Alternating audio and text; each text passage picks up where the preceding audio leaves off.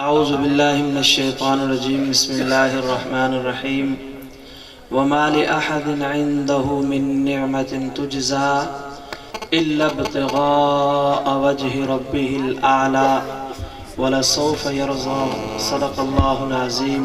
درود شریف پڑھ لیں. اللہم صلی علی سیدنا محمد وعلی آل سیدنا محمد وبارک وسلم. مجھ سے قبل ہمارے شاعر بھائی حضرت سیدنا صدیق اکبر رضی اللہ عنہ کی شان اور عظمت بیان کر رہے تھے. میں یقیناً آج کا پروگرام سننے کے لیے آیا تھا، تو جو موقع ملا اس میں حضرت صدیق اکبر رضی اللہ عنہ کی وفات وہ 22 جمادی الثانی کو ہے، اور جمادی الثانیہ کا یہ مہینہ چل رہا ہے. اسی حوالے سے چند بنیادی باتیں عرض کرنا چاہوں گا. حضرت صدیق اکبر رضی اللہ عنہ کا نام نامی اور اسم گرامی زمانے جاہلیت میں عبدالکعبہ تھا. آپ کے والد کا نام عثمان تھا اور ابو قحافہ اس کی کنیت تھی. آپ کے دادا کا نام عامر تھا، آپ کی والدہ کا نام سلمہ اور کنیت ان کی ام الخیر تھی. حضرت سیدنا صدیق اکبر رضی اللہ تعالی عنہ کا نام عبدالکعبہ زمانے جاہلیت میں جب اسلام آیا، امام الانبیاء نے صدیق اکبر رضی اللہ عنہ کا نام عبداللہ رکھا. آپ کا نام عبداللہ اور کنیت ابو بکر، اور اللہ رب العزت نے آپ کو 2 لقب عنایت فرمائے، نمبر 1 صدیق اور نمبر 2 عتیق. یہ حضرت سیدنا صدیق اکبر رضی اللہ عنہ کے القابات ہیں جو اللہ رب العزت نے آپ کو عنایت فرمائے. حضرت صدیق اکبر کون ہے؟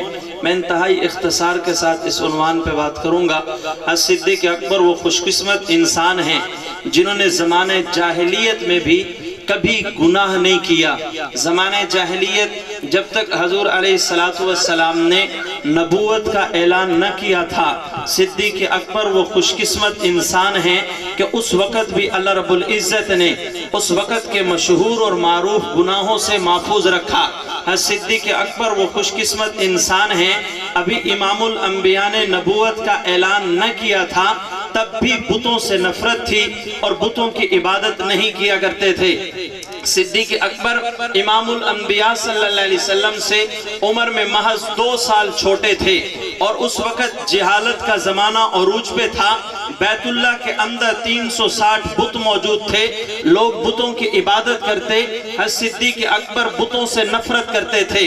ان کی نفرت کا اندازہ اس بات سے لگا لیجئے کہ ایک مرتبہ والد نے اس بات کی ٹھان لی کہ میرا بیٹا صدیق، حالانکہ ابو قحافہ جن کا اصل نام عثمان تھا وہ بتوں کی عبادت کرنے والا تھا، بتوں کی عبادت کرتا تھا.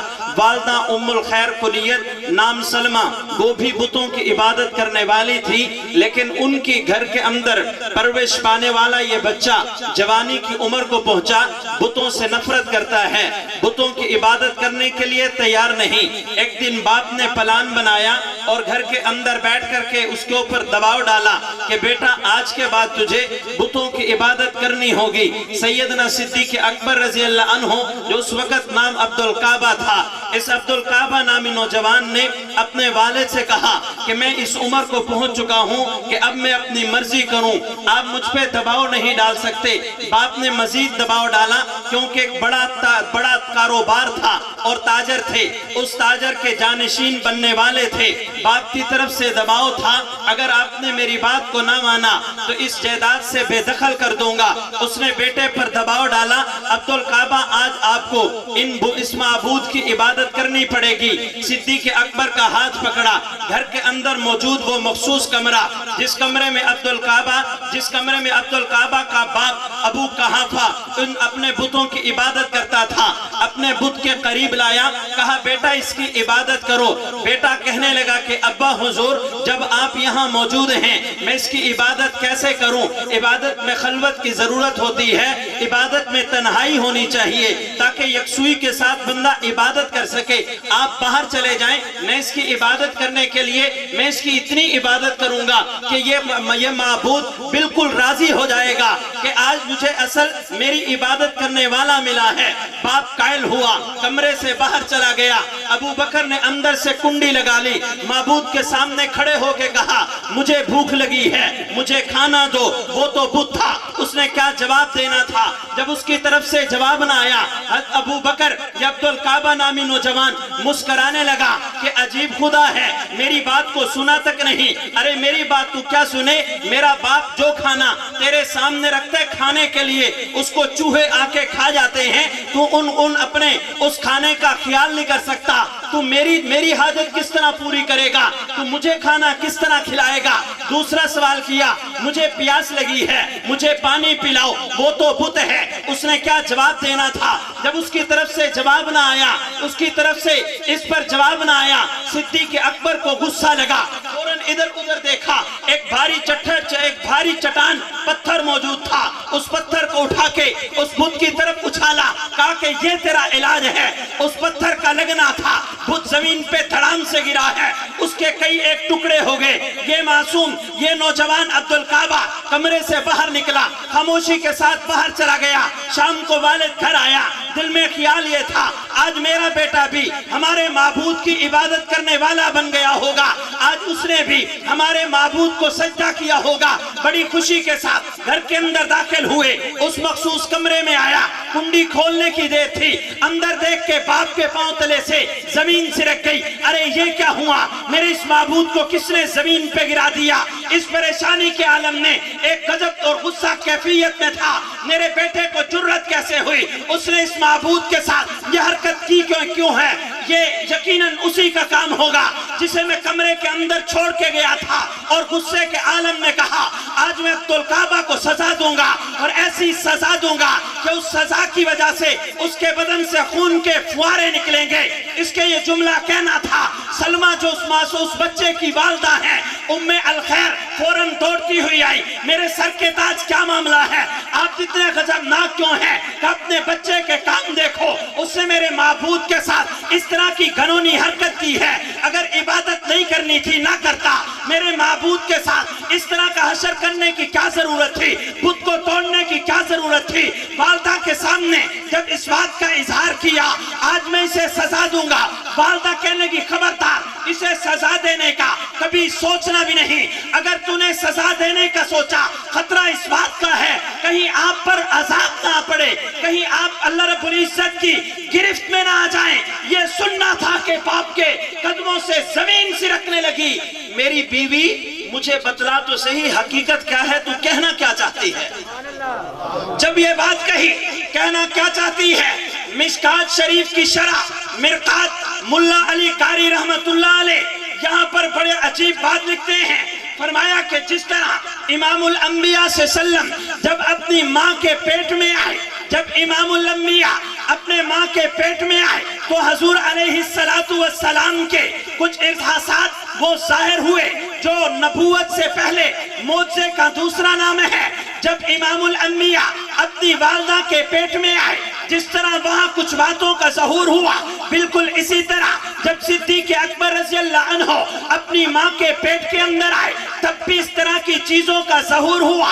جب صدیق اکبر اپنی والدہ کے پیٹ میں آئے، ام الخیر نے اپنے شوہر اور خاوند سے کہا یہ وہ بچہ ہے جب میرے پیٹ کے اندر آیا مجھے وہ پہاڑیاں یاد ہیں جن پہاڑیوں کے درمیان سے جب میں گزرنے لگتی وہ پہاڑیاں مجھے مخاطب ہو کے کہتی سلمہ تیرے پیٹ کے اندر جو بچہ ہے اس کا نام عتیق ہے، جہنم سے آزاد ہے، یہ بڑی عظمتوں والا بچہ ہے۔ مجھے وہ پہاڑیاں یاد ہیں جو مجھے سلام کرتی تھی، مجھے وہ درخت یاد ہیں جو مجھے سلام کرتے تھے۔ اگر تو نے صدیق کو عبدالکعبہ نامی ہمارے اس بچے کو مارنے کی کوشش کی، مجھے خطرہ اس بات کا جس ذات نے اس کے لیے بشارتیں دی ہیں اس ذات کی طرف سے کہیں آپ پر کوئی عذاب نہ پڑے، آپ پر کوئی گرفت نہ پڑے، لہذا آپ میرے اس بچے کو مار نہیں سکتے۔ میں نے اس بنیاد پہ کہا صدیق اکبر وہ خوش قسمت انسان ہے، صدیق اکبر وہ خوش قسمت ہستی ہے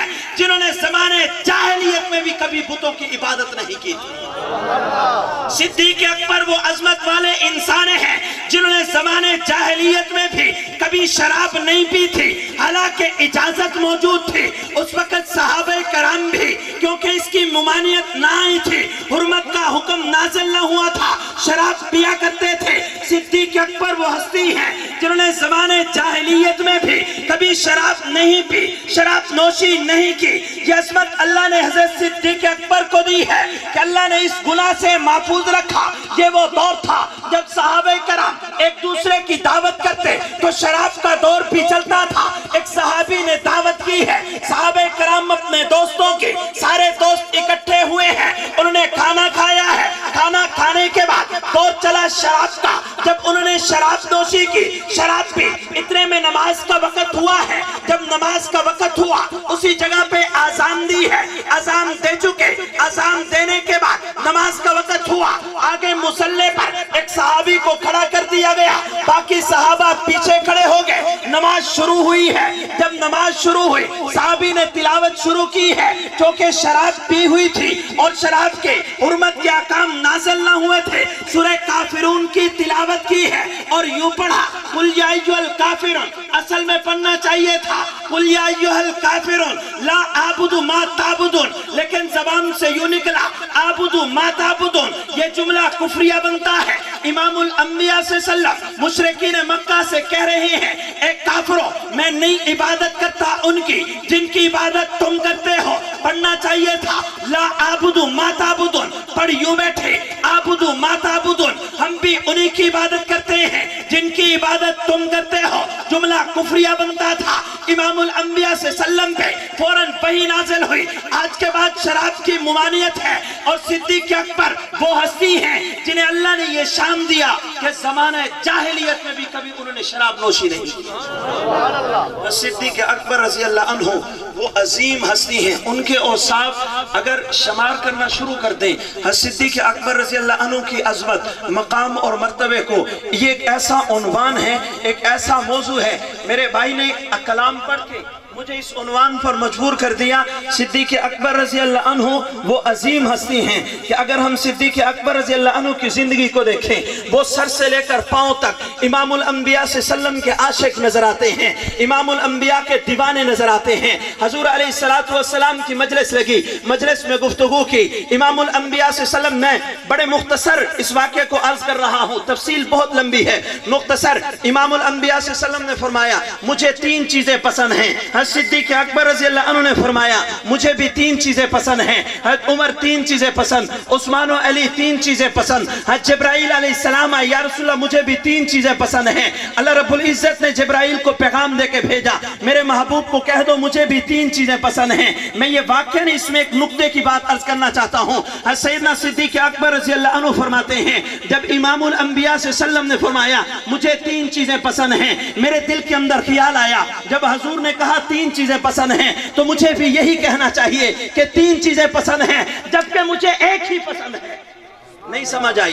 जबकि मुझे एक ही पसंद है, वो इमामुल अंबिया की जात है। मुझे सिर्फ इमामुल अंबिया महबूब हैं, लेकिन नकल उतारनी थी इमामुल अंबिया की जात की। जब महबूब खुदा ने कहा मुझे तीन चीजें पसंद हैं, मुझे भी कहना चाहिए मुझे तीन चीजें पसंद हैं, लेकिन मुझे पसंद सिर्फ एक है, वो इमामुल अंबिया की जात है। अब मैं इमामुल अंबिया को तीन हिस्सों में तकसीम किस तरह करूं? फिर कुर्बान जाए सिद्दीक़ अकबर रज़ी अल्लाह अन्हु के। फिर उन्होंने तकसीम बड़ी अजीब की, इमामुल अंबिया की जात को ही तकसीम किया कुछ इस अंदाज में। फरमाया, या रसूलुल्लाह मुझे भी तीन चीजें पसंद हैं। नंबर एक, मेरा माल हो, आप अपनी मर्जी के मुताबिक इस्तेमाल करें। नंबर दो, मेरी आंखें हो और आपका चेहरा मुबारक हो, मुंह से तकता चला जाऊं। नंबर तीन, मेरी बेटी हो, आपके निकाह में हो। तीनों का ताल्लुक इसके नबूवत के साथ है, तीनों का ताल्लुक इमामुल अंबिया की जात के साथ है। अगर इन तीनों को देखें तो इमामुल अंबिया की मोहब्बत छलकती हुई नजर आती है। सिद्दीक़ अकबर वो हैं जिन्होंने यूं फरमाया, या रसूलुल्लाह मुझे ये बात पसंद है कि इमामुल अंबिया से सल्लम का चेहरा मुबारक हो, मेरी आंखें हों और उस चेहरे को तकती रहें, और इसका अमली नमूना परवरदिगार आलम ने मौका दिया है। कहते हैं जब इंसान की नीयत सही होना, फिर मंजिल आसान हो जाती है। जब नीयत बिल्कुल यकीनी और हकीकी यही थी, अल्लाह ने फिर मंजिल को आसान कर दिया। किस तरह के हिजरत की रात मौका दे दिया। पूरी 3 रातें इमामुल अंबिया को अपनी रान पर इमामुल अंबिया का सर रख के सिद्दीक़ अकबर तकते ही जा रहे हैं, तकते ही जा रहे हैं। अल्लाह ने फिर मौका भी दिया है। हिजरत की रात है, इमामुल अंबिया सल्लल्लाहु अलैहि वसल्लम का सर मुबारक सिद्दीक़ अकबर की रान पर है। महबूब खुदा सल्लल्लाहु अलैहि वसल्लम, ये बड़ा दीवानगी का एक सफर है। मुख्तसर ये कि इस सफर में इमामुल अंबिया सल्लल्लाहु अलैहि वसल्लम ने इंतखाब किया, सैयदना अली और मुर्तजा रज़ियल्लाहु अन्हु को अपने बिस्तर पर लिटाया। बिस्तर पर लिटाने के बाद फौरन इमामुल अंबिया निकले हैं। हजरत अली ने पूछा, या रसूलुल्लाह, बाहर तो दुश्मन खड़े हैं, हम 2 हैं, दुश्मन 100 है, मुकाबला कैसे होगा? हजरत अली से फरमाया इमामुल अंबिया ने, आप सो जाएं, मैं उन्हें संभाल लूंगा। हुजूर अलैहिस्सलातु वस्सलाम ने मिट्टी उठाई और फेंकी, अंधा कर दिया। आज तक अंधे हैं, ऐसे अंधे कि जब अंदर दाखिल हुए, सोए हुए हैं हजरत अली, उन्होंने कहा सोया हुआ है नबी। क्या मतलब? हजरत अली को पहली दफा नबी अबू जहल ने समझा। जब अबू जहल ने हजरत अली को नबी समझा और नबी समझकर मुखातिब किया, हजरत अली बेदार हुए, भाई क्या है, तुम यहाँ, तुम सोए हुए हो, तुम्हारा नबी कहाँ है? हजरत अली और मुर्तजा रज़ियल्लाहु अन्हु, अब देखो वो तकियाबाज नहीं थे। तकियाबाजी मजहब अली के मानने वालों का नहीं हो सकता। हजरत अली रज़ियल्लाहु अन्हु ने फरमाया वो चले गए। कहां चले गए? जहां उन्हें जाना चाहिए था। कहां जाना चाहिए था? जहां चले गए। हजरत अली और मुर्तजा रज़ियल्लाहु अन्हु ने इस अंदाज में टाला है, समझ गया सिद्दीक़ अकबर के दर पे होगा। मुख्तसर मैं उसी उन्वान पे आता हूँ। इमामुल अंबिया से सल्लम के जात के सामने बैठकर सिद्दीक़ अकबर रज़ियल्लाहु अन्हु ने क्या फरमाया? मुझे 3 चीजें पसंद हैं, आपका चेहरा हो और मेरी आंखें हो। अल्लाह रब्बुल इज्जत ने मौका दिया है, 3 रातें मुसलसल इमामुल अंबिया के चेहरे को तका है, इमामुल अंबिया के चेहरे अनवर को देखा है। इस प्यास को अल्लाह रब्बुल इज्जत ने यूं बुझाया तो ये चाहत भी पूरी हुई सैयदना सिद्दीक़ अकबर रज़ियल्लाहु अन्हु की, और ऐसी पूरी हुई। मुख्तसर अर्ज करता हूँ, हजरत अम्मा आयशा रज़ियल्लाहु अन्हा ने सितारे देखे। आसमान पर इतने सितारों को देखकर अम्मा आयशा रज़ियल्लाहु अन्हा ने अर्ज की, या रसूलुल्लाह, इतने सितारे, क्या इतनी नेकियां भी किसी की होंगी? इमामुल अंबिया से सल्लम ने फरमाया, हाँ आयशा, हजरत उमर रज़ियल्लाहु अन्हु की नेकियां इससे भी ज्यादा है। अम्मा खामोश हो गई। जब अम्मा खामोश हुई, इमामुल अंबिया से सल्लम समझ गए, मेरी आंखों की ठंडक खामोश क्यों हो गई? हजरत आयशा रज़ियल्लाहु अन्हा ने फरमाया, या रसूलुल्लाह, मैं सोच रही थी कि इतनी नेकियां मेरे बाप की होंगी, आपने नाम ले लिया हजरत उमर का, मैं फिक्रमंद हो गई, मेरे बाप की नेकियां उमर से भी कम है। इमामुल अंबिया सल्लम ने फरमाया, आयशा, हजरत उमर रज़ियल्लाहु अन्हु की सारी जिंदगी की नेकियां एक तरफ और हजरत सिद्दीक़ अकबर रज़ियल्लाहु अन्हु की जो 3 रातें गारे सौर में गुजरी हैं, उनमें एक रात एक तरफ। हजरत उमर रज़ियल्लाहु अन्हु की सारी जिंदगी की नेकियां उस एक रात का मुकाबला नहीं कर सकती। इतनी नेकियां हैं हजरत सिद्दीक़ अकबर रज़ियल्लाहु अन्हु की। अल्लाह रब्बुल इज्जत ने ये चाहत भी पूरी की। बड़े उन्वानात हैं। हजरत उमर रज़ियल्लाहु अन्हु मस्जिद नबी के दरवाजे से बाहर निकले सिद्दीक़ अकबर, उमर रज़ियल्लाहु अन्हु ने रोक लिया। सिद्दीक़, मैं एक सौदा करना चाहता हूँ, क्या अपनी मेरी जिंदगी की सारी नेकियां ले लो, गारे सौर की एक रात दे दो। फरमाया, ये अल्लाह की तकसीम थी, जिसे मिल गई उसी के पास रहने दो। ये अल्लाह की तकसीम थी, जिसे मिल गई उसी के पास रहने दो। दूसरी बात फरमाया कि मेरा माल हो, इमामुल अंबिया की जात अपनी मर्जी के मुताबिक खर्च करे। परवरदिगारे आलम ने इस ख्वाहिश को भी पूरा किया है। इमामुल अंबिया से सल्लम ने एक मर्तबा सहाबे कराम के दरमियान फरमाया कि ऊपर वाला हाथ नीचे वाले हाथ से बेहतर होता है। थोड़ी देर के बाद इमामुल अंबिया मस्जिद नबी में आए, देखा कोने में बैठकर सिद्दीक़ अकबर रो रहे हैं। मेरे दीवाने, रो क्यों रहा है? सिद्दीक़ अकबर रज़ियल्लाहु अन्हु ने फरमाया, या रसूलल्लाह, ऊपर वाला हाथ नीचे वाले हाथ से बेहतर होता है। जब हम अल्लाह के रास्ते में आपको देते हैं तो हमारा हाथ ऊपर होता है। मैं इस बात पे रो रहा हूँ, हमारा हाथ आपके हाथ से बेहतर क्यों हो? इमामुल तुम्हारे दिल में क्या है? हजरत सिद्दीक़ अकबर मुस्कुराए। इसका मतलब यह है कि अल्लाह ने आपको बता दिया कि मेरे दिल में क्या है? फरमाया हाँ अल्लाह ने बता दिया, लेकिन तेरी ज़बान से सुनना चाहता हूँ। हज़रत सिद्दीक़ अकबर रज़ी अल्लाह अन्हु ने फरमाया या रसूल अल्लाह, मेरे दिल में यह है काश कि आप मेरे माल को अपना माल समझ के खर्च करें। फरमाया अल्लाह ने कबूल कर लिया, आज के बाद मैं अपने तुम्हारे माल को भी अपना माल समझ के खर्च करूँ। मेरा माल हो, इमामुल अंबिया की जात पे खर्च हो, ये ख्वाहिश भी पूरी हुई। और तीसरी फरमाया कि मेरी बेटी हो इमामुल अंबिया के निकाह में हो।